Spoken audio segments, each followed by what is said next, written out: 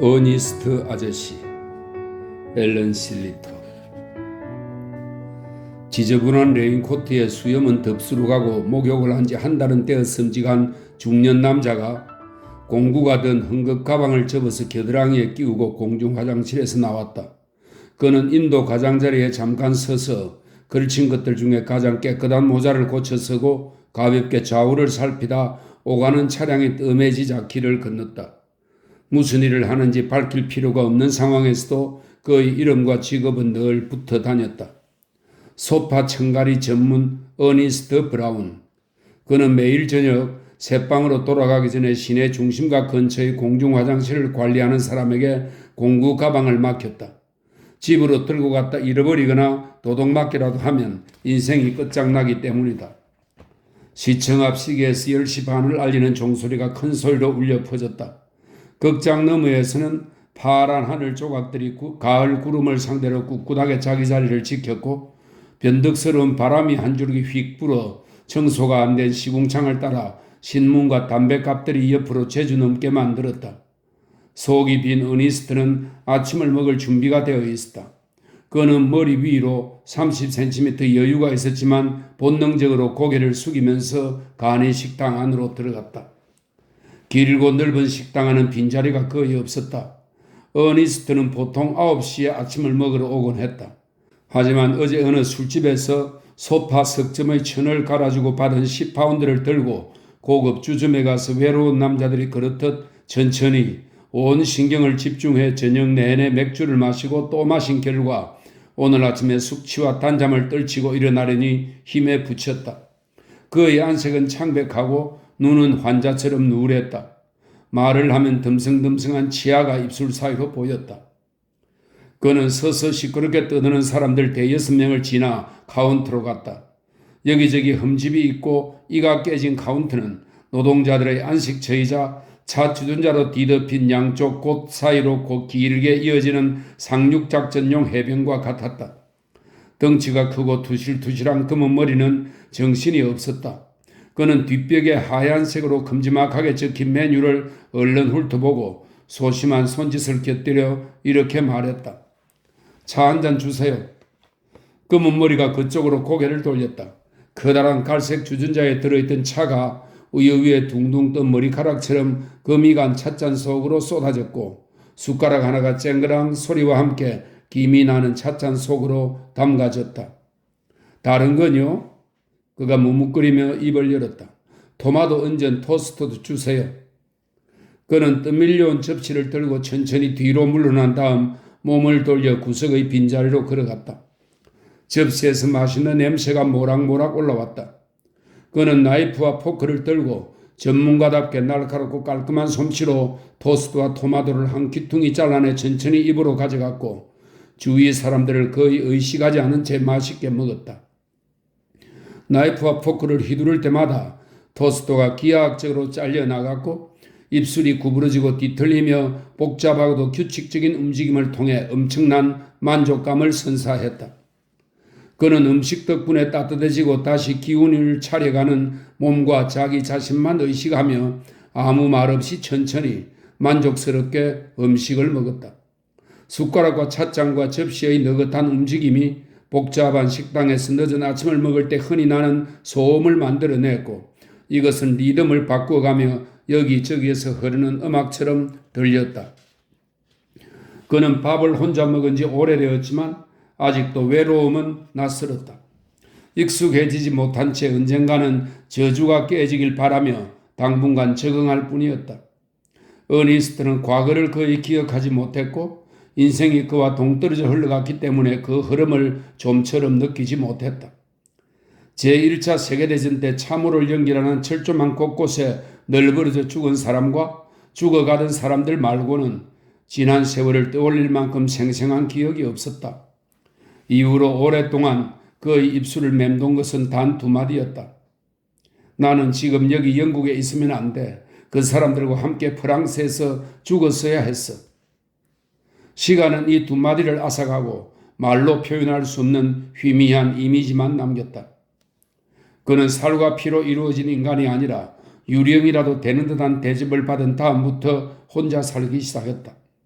아내가 그의 곁을 떠났고 그의 고약한 성격 때문이라고 했다.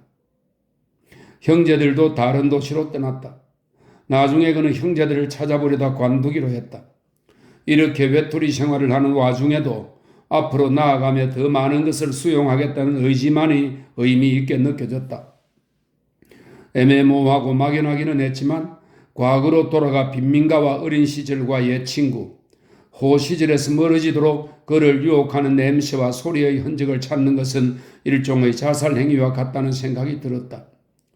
언제가 될지 모르겠지만 죽고 나면 다시 만날 수 있을 테니 이런 것들은 건드리지 않는 게 상책이었다.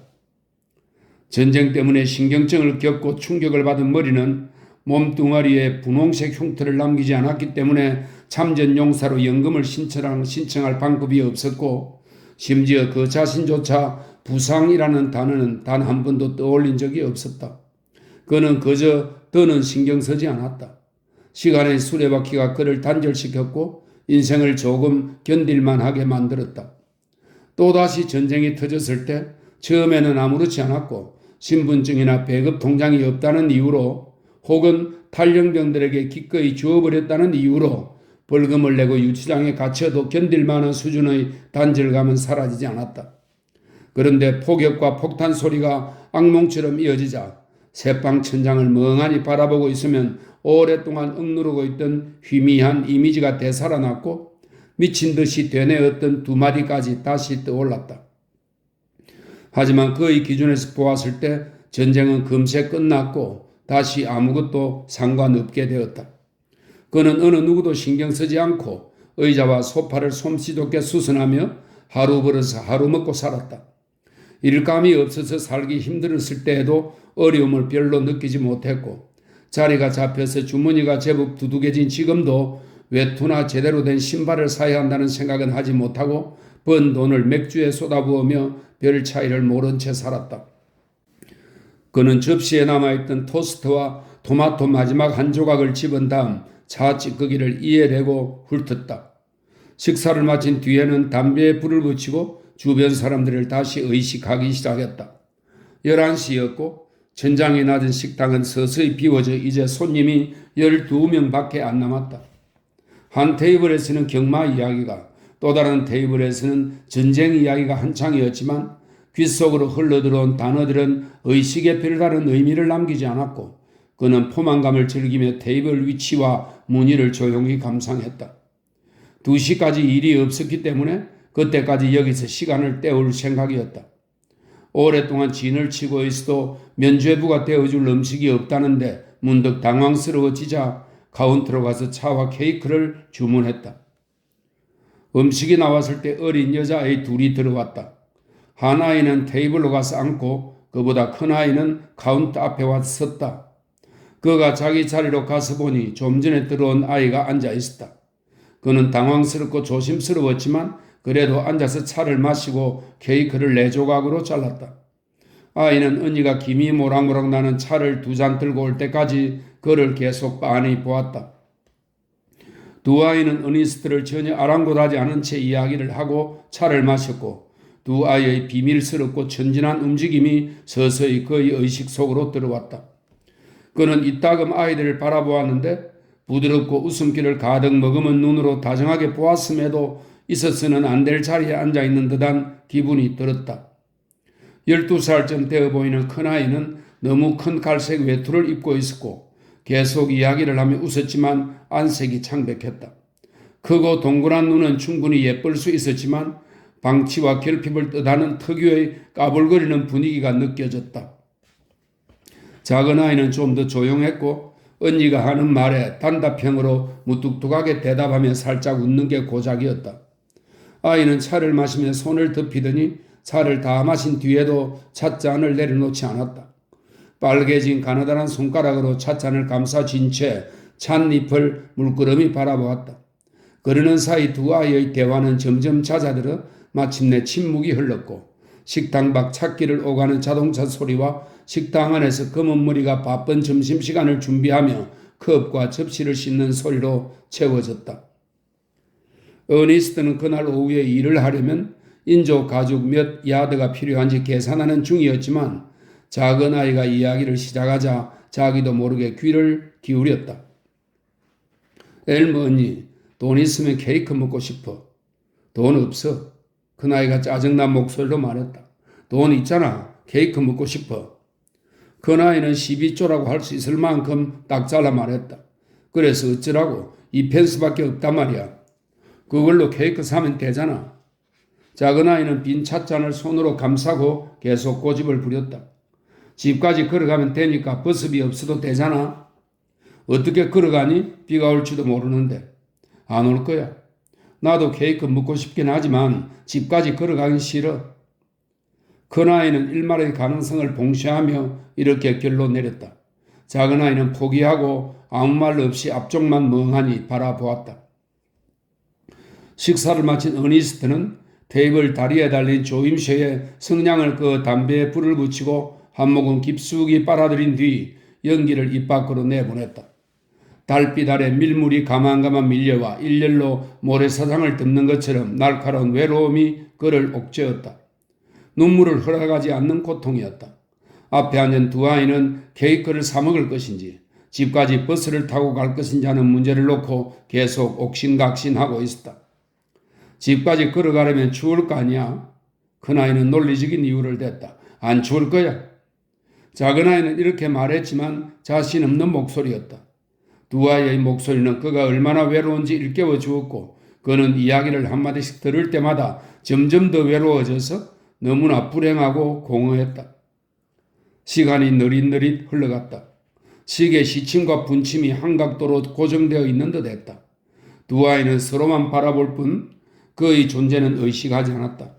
그는 자기 안으로 물러나 온 세상의 공허함을 느끼며 고장난 컨베이어 벨트에 넣은 상품처럼 텅 빈 채로 한없이 펼쳐지는 시간들을 어떤 식으로 보내면 좋을지 고민했다. 그는 그동안 있었던 일들을 애써 떠올리다 31해의 공백을 깨닫고 공포를 느꼈다.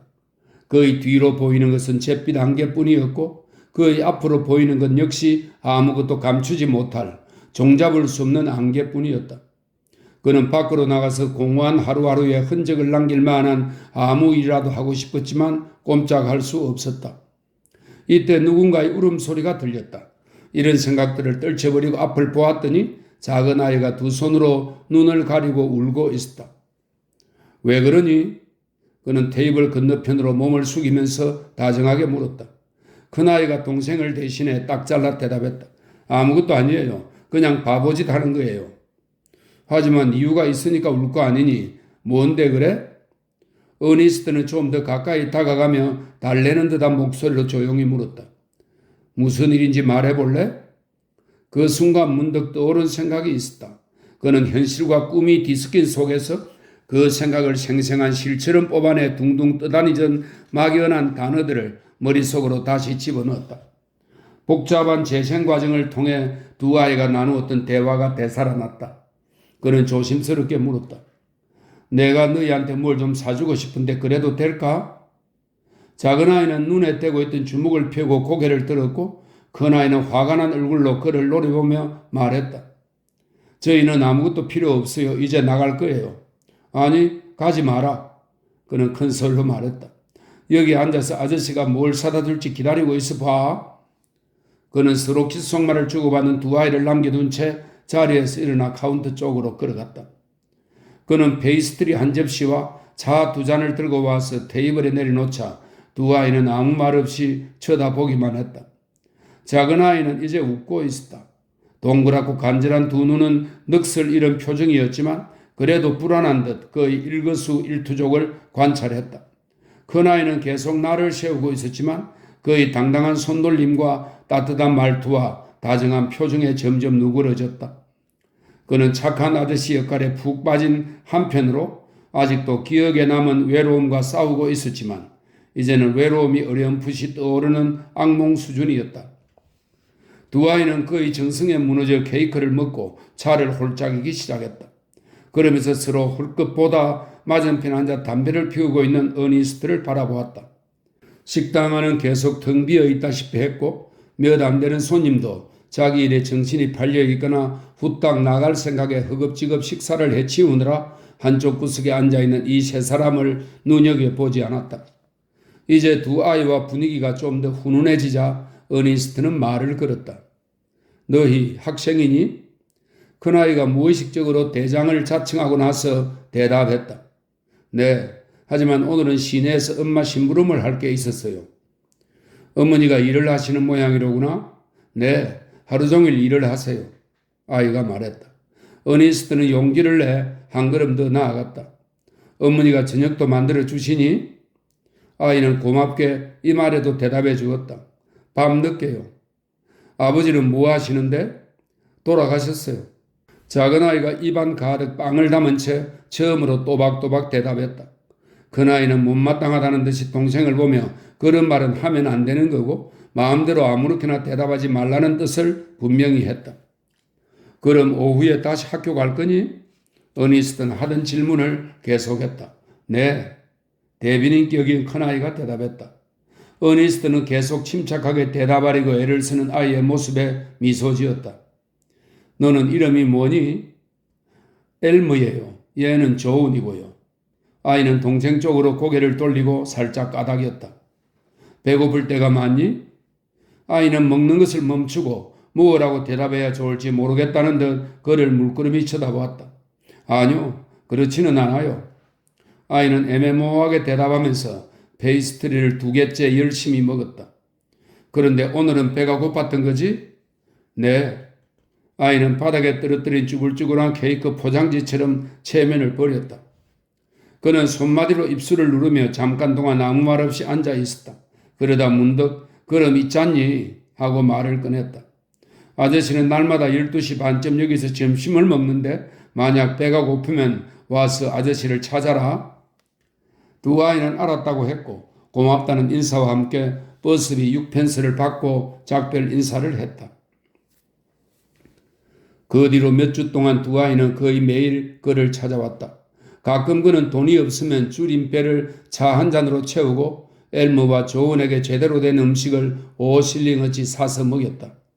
그래도 아이들이 달걀이며 베이컨이며 페이스트리를 허겁지겁 먹는 모습을 보고 있으면 행복하고 무척이나 흡족했다.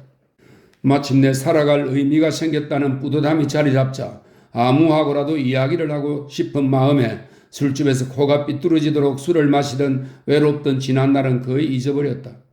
그는 이제 돌봐주어야 할 꼬마 아가씨들이 생겼기 때문에 행복했다. 아이들에게 선물을 사주는데 가진 돈을 몽땅 쏟아붓느라 방세가 밀릴 때도 많았다. 그는 예전에는 맥주를 마시느라 그랬다면 지금은 아이들에게 선물과 먹을거리를 사주느라 여전히 새 옷 없이 낡고 지저분한 작업복을 입고 다녔고 셔츠에는 여전히 컬러가 없었다. 이제는 심지어 모자마저 깨끗하다고 볼 수 없는 상태였다. 엘무와 조은은 날마다 학교 수업이 끝나면 버스를 타고 시내로 향했고 몇 분 뒤에는 환한 얼굴로 숨을 헐떡이며 어니스트가 기다리고 있는 식당으로 들어갔다. 며칠이 지나고 몇 주가 지나자 엘무는 어니스트가 자기들을 얼마나 보고 싶어 하는지, 보면 얼마나 좋아하는지, 하루라도 못 보면, 요즘에는 그런 날이 거의 없었지만 하루라도 못 보면 얼마나 슬퍼하는지 간파하고 점점 더 많은 선물과 음식과 돈을 요구하기 시작했다. 하지만 어니스트는 자기 만족에 빠진 상태라 알아차리지 못했다. 그렇지만 날마다 이 식당을 찾는 몇몇 손님들은 아이들이 이걸 사달라 저걸 사달라 어떤 식으로 조르고 그러면 그가 단지 천성이 착해서 그렇다고 하기에는 의심스러운 태도로 뭐가 어떻게 돌아가고 있는지 전혀 모르는 얼굴을 한 채 어떤 식으로 순순히 사주는지 모르려야 모를 수가 없었다. 그는 아이들의 요구에 토를 달 생각은 꿈에도 한 적이 없었다. 그가 이 세상에서 사랑으로 보듬어야 할 사람이 있다면 친딸처럼 생각하며 보살피는 두 아이뿐이었기 때문이다. 어니스트는 막 식사를 시작하려다 말쑥하게 차려입고 몇 발짝 떨어진 테이블에 앉아있는 두 남자를 보았다.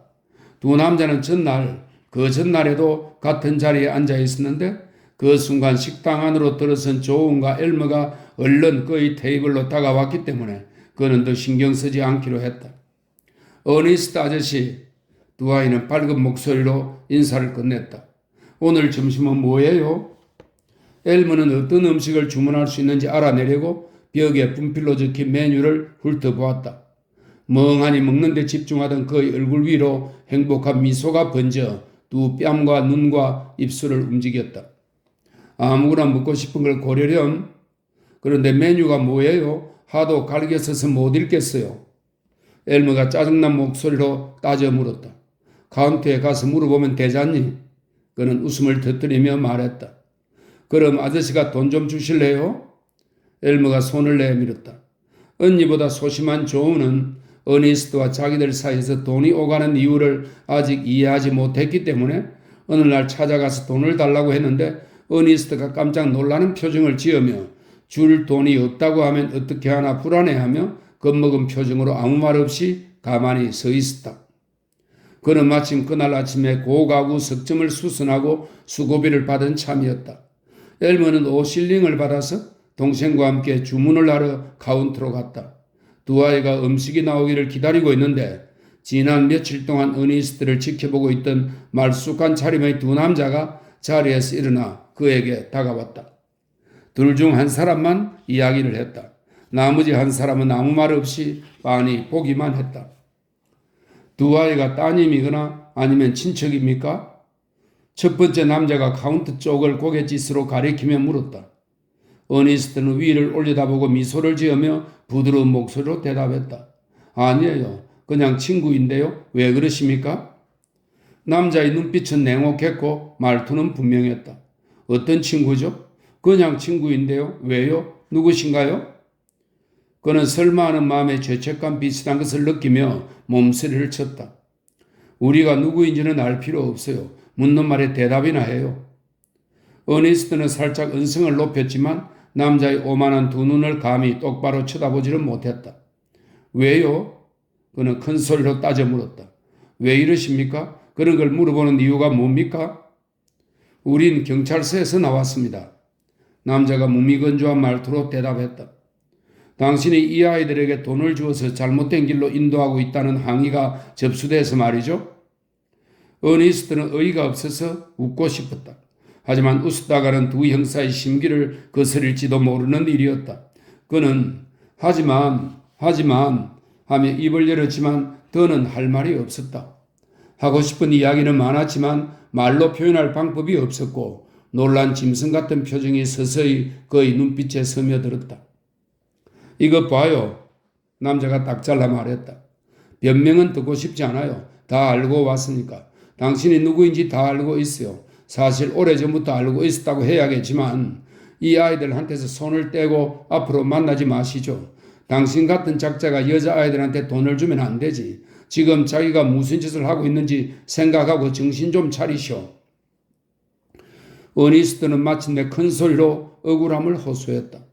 친구라니까요? 나쁜 뜻은 전혀 없어요. 내 딸처럼 여기면서 돌봐주고 선물을 주는 것뿐입니다. 친구가 저 아이들 뿐이니까요. 어쨌거나 저 아이들을 돌보면 안 되는 이유가 뭡니까? 왜 나들을 앞으로 만나지 말라는 거예요? 당신들이 뭔데? 내가 뭘 하든 상관하지 마요. 상관하지 말라고요.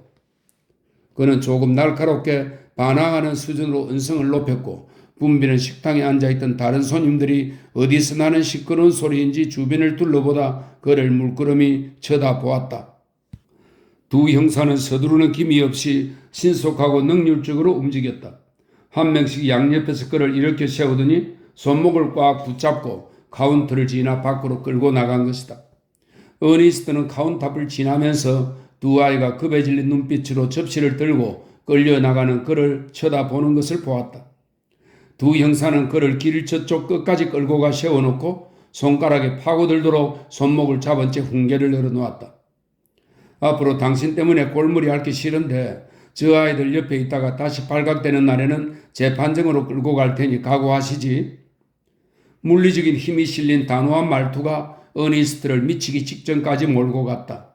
그는 말문이 막혔다. 하고 싶은 이야기는 너무 많은데 말이 나오지 않았다. 수치심과 정오로 입술이 할 일 없이 떨려 말을 할 수가 없었다. 형사는 하던 이야기를 계속했다. 좋게 말할 때 아이들한테서 손 떼요. 알겠어요? 예. 어니스트는 간신히 대답했다. 좋아요. 그럼 가보쇼. 그리고 아이들하고 같이 있는 거 두 번 다시 우리 눈에 띄게 하지 마요. 그는 발밑에서 미끄러져 사라지는 땅과 머릿속으로 파도처럼 밀려오는 공포 말고는 아무것도 느낄 수가 없었고 그 안의 조그맣고 어디인지 모를 지점에서 견딜 수 없는 낯익은 공허감이 분출되어 나오는 게 느껴졌다.